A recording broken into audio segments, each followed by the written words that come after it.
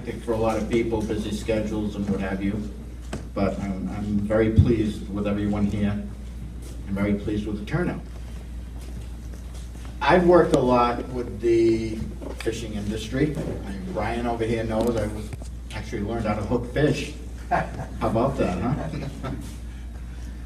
I've also been on there with a federal observer, and I've noticed that they really don't like their jobs either.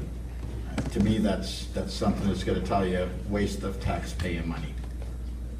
I went down to Washington. I was there in May for a couple of reasons. One of the reasons was for the fishing industry. The other reasons were for veterans issues. And we've lobbied quite a bit back and forth. And I keep on seeing the same thing, same old every day. Nothing gets done. I mean, everybody just sits on bills. We can't do, we don't do much. One of the biggest things that the VA loves to say, or at least we say as veterans, is delay, deny till they die. And it's an unfortunate thing that goes on. And that's not just for veterans, that's for everybody else too. I mean, look at the debacle that's going on right now with, just the health care or anything, the other things that are very important. Even immigration at this point. They just keep on sitting back and not doing anything about it. And look at our economy too, just here in Rhode Island. We're losing a couple of places. This past week, Benny's is going. Alexion, they're moving out as well. That's thousands of jobs lost. And I can't stand for that. Now, I know that that's a state issue, but I'm still pretty sure that federally something can be done for that, and we need to put Rhode Island back in first place where it belongs.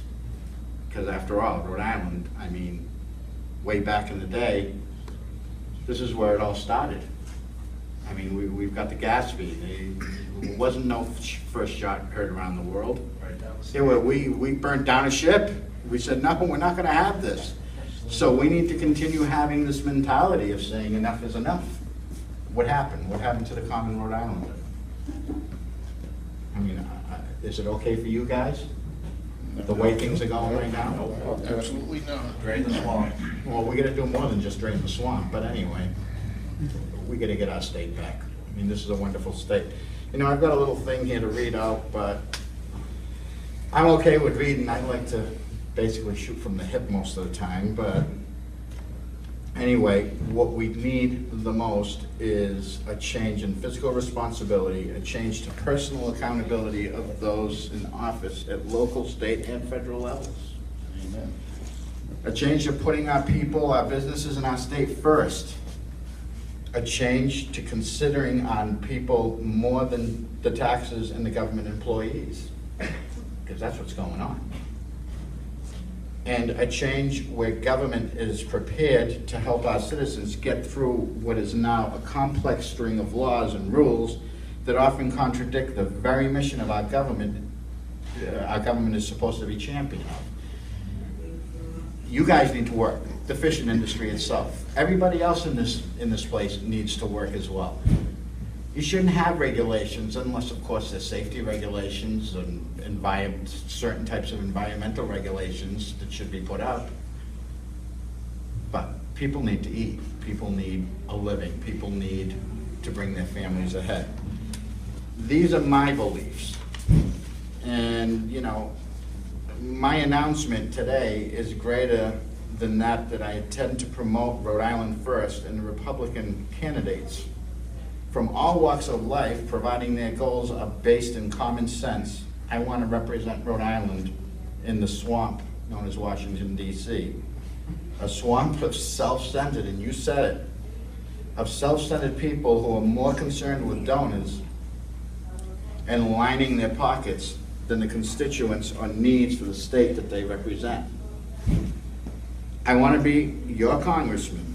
I want to be on the ballot for the Republican primary if need be, but obviously to the general election, that's where I really want to be. And then go on to win in the fall. I expect to give more than take and solve problems rather than create new ones, and in all things consider, the well-being of our state and our citizens first. dedicated Rhode Islanders I see here, and the Republicans as well, who responded that they could not be here. I need your help. And we've got a long road ahead of us. I mean, this guy's been in, what, 18 years now. So, with that being said, I want to thank everyone for being here.